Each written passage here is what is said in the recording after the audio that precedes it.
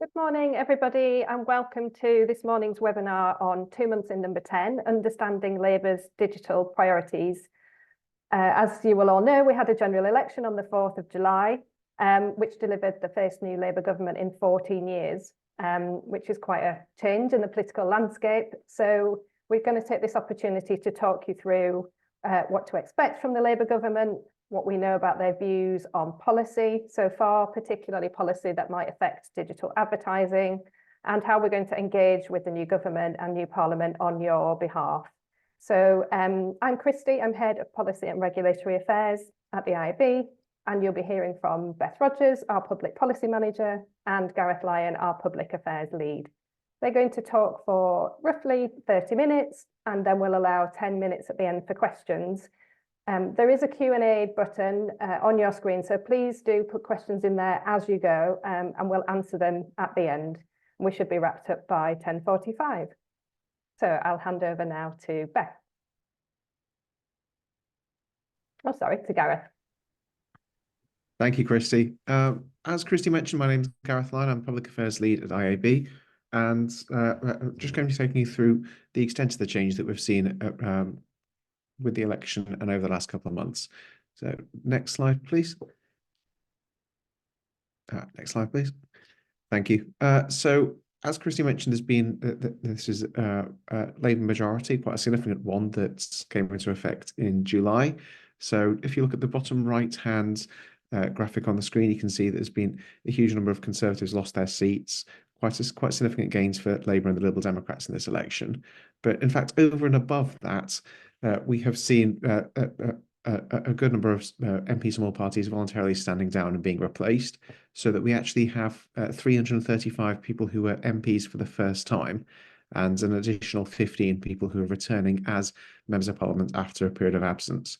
So what this means is that we have both a challenge and opportunity with the new Parliament to be able to inform and educate a lot of these new MPs about what our industry is and the value it delivers for consumers of the UK economy and for UK businesses. Quite a lot of them are starting from possibly quite a low base of knowledge for our industry, so there's definitely a bit of work cut out for us. And of course, we know that whilst these MPs are still trying to get up to speed and build their offices, they're also being contacted by a huge number of different industries at the same time. So we made an early start on this. During the course of the election, we targeted 58 prospective parliamentary candidates, that's PPCs, who we thought were likely to have an interest in policy related to our industry. We reached out to them and have started the process of relationship building there, and we have a number of activities planned over the coming months to make sure that we can guide them about the issues relating to our industry. So next slide, please. In terms of the shape of the new government, again, we're coming into this, there's obviously been a huge amount of change, but we're coming into this in a relatively healthy position. So the new ministerial team in the two departments that are most relevant for us, the Departments of Culture, Media and Sport and the Department of Science, Innovation and Technology, both secretaries of state we have had prior contact with. So that's Lisa Nandy at DCMS and Peter Carl at DCIT. We've written to all of these ministers actually at some point in the past. Sir Chris Bryant, who's the advertising minister, we have had quite extended contact with before. So we're really hopeful of being able to develop that relationship and to be able to be involved in his thinking. We actually have a meeting coming up with Sir Chris soon as well. So the really good early opportunity to help to shape his thinking about our industry. And likewise, Baroness Jones of Whitchurch, we had a fair bit of engagement with one of the bills towards the end of the last Parliament. So next slide, please. People always talk about the first 100 days of an administration as being definitive, both in the public minds in terms of how people think about their government, but also in terms of developing the themes and getting the ball rolling on the key policy priority areas for the government. There's obviously been a lot of news over the last couple of months about what this government's priorities are. There's also financial announcements, for example. As Beth will come to in a moment, there hasn't been a great deal yet on digital or advertising, or indeed digital advertising. And actually that's potentially quite a positive thing, because it gives us that opportunity to get onto the front foot and to work with the government before any rushed announcements are made. That pink arrow on there indicates where we are now. So we're already about 2/3 the way through the first 100 days. And there's a few key events coming up, Labour Party conference in a couple of weeks, which we'll be at. There could be some significant announcements there. And then just after the end of the first 100 days, the well-trailed autumn budget autumn statement is going to be coming up, which will be making a number of key financial policy commitments. Again, we've not got any reason to believe there's anything coming up on the digital advertising front, but we're keeping a very close eye on these things. And to update you as to what we've seen so far, I think I'll be handing over to Beth at this point. Beth. Thank you, Gareth. Hi, everyone. I'm Beth, Public Policy Manager. So I'm just going to talk a bit about what we know about where Labour sits on tech and where their priorities in this space might be over the coming years. Chrissy, can we go to the next one, please? Thank you. So as Gareth said, Labour has not been sort of really leaned in on tech, and their platform running up to the election wasn't tech focused. They hadn't said a lot about it. They didn't prioritise tech related issues. But what we do know is that Labour's key policy priorities are all underpinned by tech. So they talk a lot about, for example, how digital can deliver for public services in the NHS, for example. So tech is interwoven throughout their manifesto and policy bases, but it's not kind of a key feature. What we do know so far is that Labour's sort of taking a balanced approach here. So they're looking very much at increasing safety. So when they talk about tech, it's often about how we make the online space safer for children in particular. But they're also looking at how innovative tech can help drive improvements in public services and can kind of improve public life. So they're kind of sitting between two objectives and hopefully trying to take a more balanced route forward. Christy, can we have the next one, please? Thank you. So what have Labour said so far? So obviously Labour have not had much time in office yet. So we're basing this largely on what they said before the election and what they said in the King's Speech. So policy commitments made before the election, a key one which everyone will probably be familiar with, is Labour is very concerned about online safety. So the Online Safety Act that the previous government passed, Labour felt that that might not quite go far enough. They wanted to lean in a bit further on that. So one of their manifesto commitments was to build on some of those provisions in the Online Safety Act and perhaps explore further measures that could be put in place, particularly on platforms and social media, to help keep children safe. So I think we can definitely expect to see more happening in that space as the government settles in further. Secondly, and we'll come on to this again later, the less healthy food and drink online advertising ban. So this was, the ban was put into law back in 2020. The previous government sort of introduced this policy. Labour said in their manifesto that they would also honour that policy. They recommitted to introducing the ban, which as it stands is still scheduled to come into force on the 1st of October 2025. And we'll come on to later what Labour needs to do to achieve implementation of that ban. And third thing Labour talked about was regulatory oversight. So Labour is very interested in emerging tech and how emerging tech is regulated. What are the rules for these kind of significant new developments, particularly in the AI space? So Labour has said that they'll introduce this new Regulatory Innovation Office, which will help to pull together regulatory thinking, particularly for these emerging types of tech, to help ensure kind of a more streamlined regulatory approach for developers in particular. Christy, can we go next, please? Next one, fraud. So you might remember the previous government published a new fraud strategy, which some businesses on this call might have been involved in. Labour want to look at that again. So they said they're going to introduce another new fraud strategy, which I'm sure the Home Office civil servants are delighted about, given the amount of time they spent in the previous one. But they want to look again at that. And they said that they want to partner with tech companies to prevent fraud, which seems quite a tech pro stance, really. They're, rather than kind of demonising digital and tech, they're saying we want to work with you. We know that you're not sort of at fault. We want you to make sure that platforms are safe for everyone, and that you as a business are kind of able to operate effectively in this space. So fraud, we have some positive soundings on Labour wanting to work with industry rather than sort of work against us. And then finally on AI, as I said before, Labour wants to look again at how AI is regulated. They've committed to improving safety for AI. So this is looking at development of new technologies, as I said, and how to sort of bake safety into development. So that will kind of be at the heart of their policy programme, how to make AI safe for the future. Christy, next please. So what was in the King's Speech? So we thought there might be an AI bill in the King's Speech, and that was widely trailed, but that did not appear. Instead, we had sort of relatively slim pickings, two things to mention, and that's good because we wouldn't want the government to be leaning in further and committing early doors to making regulatory change or development in our space. The two bits to mention though are this Digital Information and Smart Data Bill. So you might remember the previous government had introduced the Data Protection and Digital Information Bill. That fell at the end of the previous Parliament. That bill, like this bill, was looking at data reform. And we think some provisions from that bill will be carried over. So we think this new bill is likely to look at making some reforms to ICO governance structures. It's going to look at data sharing mechanisms, but it's going to focus a lot on this establishment of digital verification services and smart data schemes that Labour's really keen on.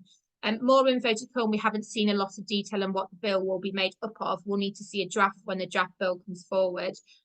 We don't perceive this to be a priority piece of Labour's legislative programme. You will remember when the King's Speech happened that they announced a huge raft of new bills. So there's very much a queue in place of prioritisation. We don't think this is near the top of that, so we don't expect to see this being brought forward imminently.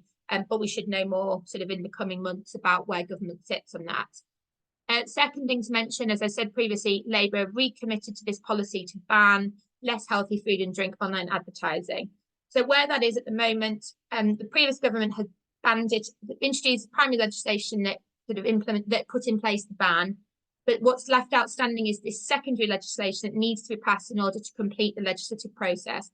So Labour in the King's Speech says we will complete that legislative process. We will complete the passing of the secondary regulation that is needed to give industry the kind of detail on the ban that they need to prepare. So they're not going anywhere sort of further forward with this commitment. This isn't something new. It's just committing to finishing the work started under the previous government.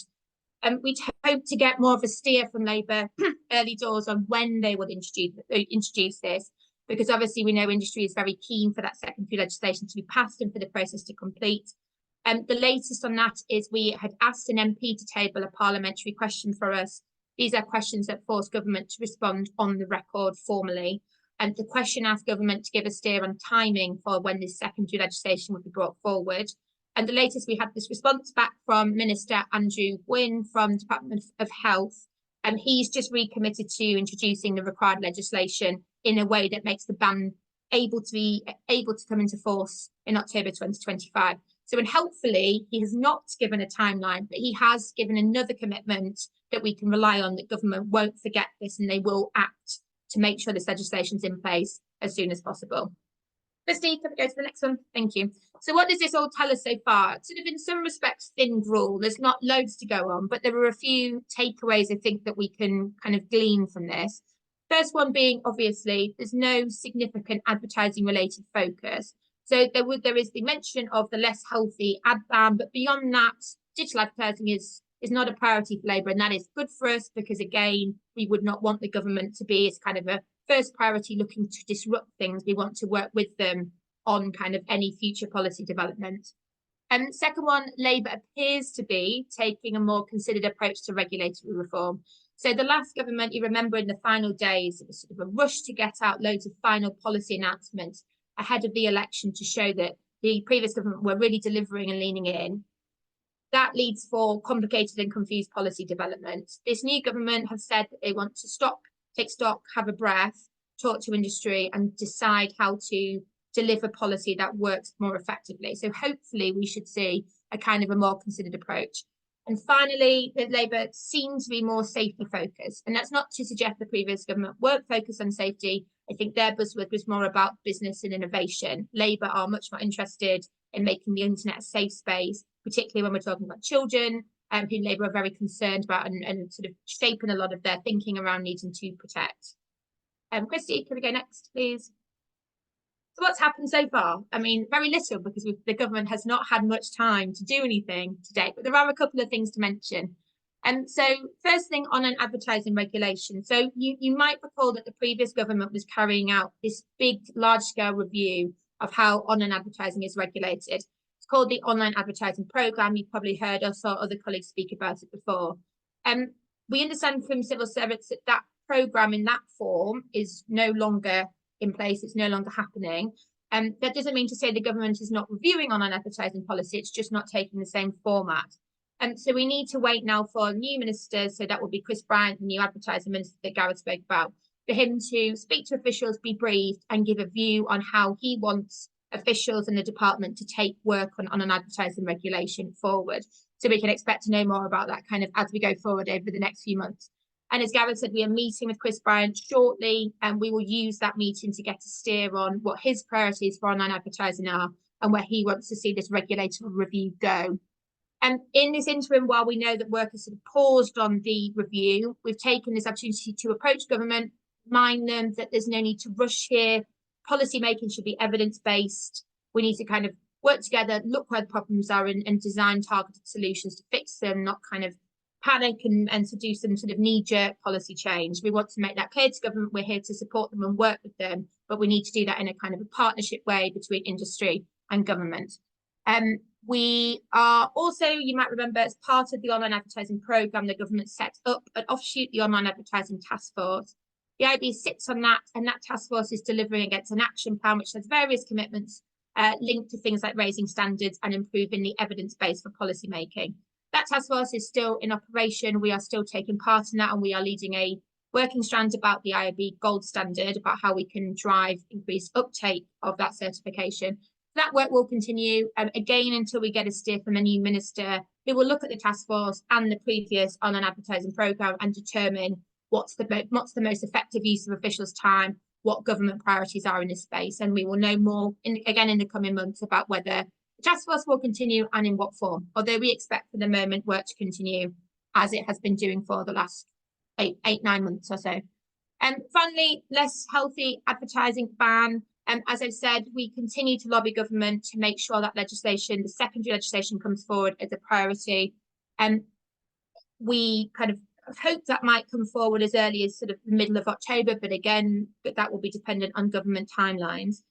What happens more widely in that space? Well, once the legislation has been passed, CAP will be able to kind of complete its process around the draft guidance. So CAP has drafted this guidance, but the guidance can't be published and the process can't be finalised until the legislation process is complete. So we kind of hope that that will happen towards the end of this year.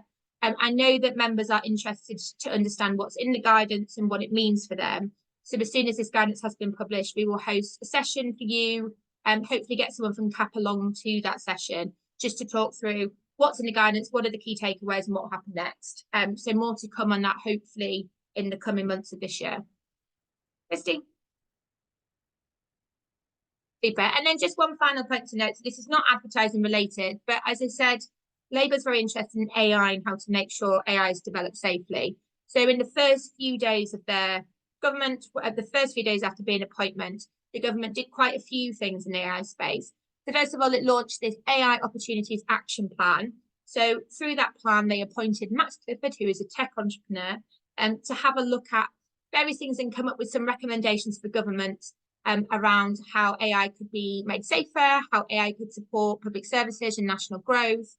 A variety of things. He was to come forward to government by September with a list of recommendations that would feed into how government approaches AI regulation and thinks about AI going forward. At the same time, back in July, government said that it would launch a consultation on this draft AI bill. Again, we don't know if this is similar to the one drafted under the previous government, could be something entirely new. What the government has done here by saying it will consult is obviously give itself a window of time to hear from stakeholders and again, approach policy making in that more considered way rather than the knee-jerk way of the previous government. So some stuff on AI to note, and we expect to see probably some more stuff in that space as Labour settles in. Thank you, Gareth. I will hand over back to you. Thank you very much, Beth. And also just a reminder, I'm sure there might be a number of questions coming in after Beth's update on the policy. Please do drop them into the Q&A function and we'll come to the end of the presentation. So that's the priorities of the government as we understand it at the moment, but clearly things change. So we're determined to try and do what we can to be an advocate on behalf of our members to shape the government's thinking as we get further into the Parliament. So next slide, please. So last year we developed 3 key sets of messages, which at the time we did it, we had a clear view that there's very likely to be a change of government this year. So we planned ahead. So by and large, where we are now, those groups of messages still very much apply. So the first set of messaging which we're using in the first of the 3 sets of messaging that we're using in our outreach to parliamentary and political stakeholders is around smart regulation. So we're clearly positioning ourselves as an industry which isn't averse to regulation per se, but we believe in smart regulation, i.e. regulation which is shaped by the industry. The industry is already delivering very effectively for itself.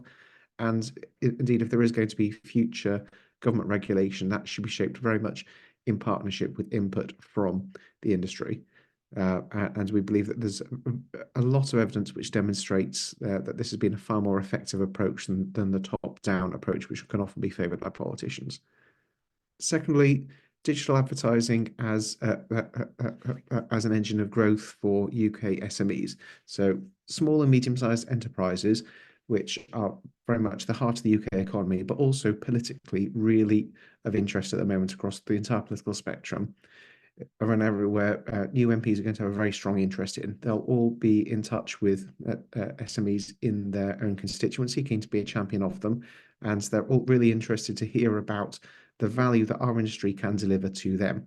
Often we find it's much harder going in having a conversation with MPs purely about digital advertising per se, but when we bring it to life for them, looking at the value to SMEs and to consumers is something they're much more sympathetic to.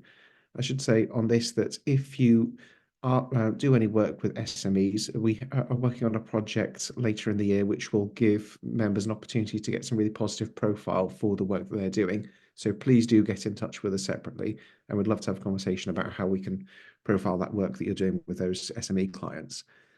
Also in relation to SMEs, we updated a piece of work last year, the IAB Powering Up research, which produces some fantastic data points which demonstrates the value of our industry to SMEs, and that's something that we're going to be making continued use of in our writing to our meetings with MPs and other stakeholders. And finally, the broader economic growth argument. So clearly, the government is talking a lot about the economy at the moment, talking about the need for growth and the need to sort of bounce back economically. Now, this is another area where we've got some great data on. So last year, we released the digital dividends research, which showcased the total value of the digital advertising industry to the UK economy and to consumers and to businesses. We've got some really positive stories to tell about how we stack up against other sectors, and also some great regional data, which is allowing us to be able to talk to MPs again about the value of our industry in their area. We know that digital advertising is a UK success story, and that's something which ministers and MPs will be really keen to hear. So again, that's another area that we're going to be, another area of messaging we're going to be leaning on heavily. Next slide, please. So we are obviously in the very early days of this parliament. Now, there always comes a point at some point in a parliament where legislation starts coming down the tracks which will apply to us. And there's always a feeling in public affairs that if only we'd started sooner, if only we'd taken the opportunity before things got too busy to try and build positive relationships with decision makers, to try and build up a group of supporters and get a positive reputation for our industry, because that will mean we'll be in a far better place to be able to shape what happens. Now, with this pause of bills coming forward, which relation to our sector, we're trying to make the most of that opportunity by getting onto the front foot. So as I talked about earlier on, we're trying to educate and inform new MPs about exactly what our industry is and its value. We're trying to build up a group of parliamentary allies. So we started to work on this last year, building what we call IAB pledge supporters. These are MPs who've agreed to work with the industry to get a more positive policy outcome for us. And they've all sort of appeared publicly with pledge boards recognising the value of our industry. We're reaching out to a lot of new MPs and existing MPs to try and build up that group now.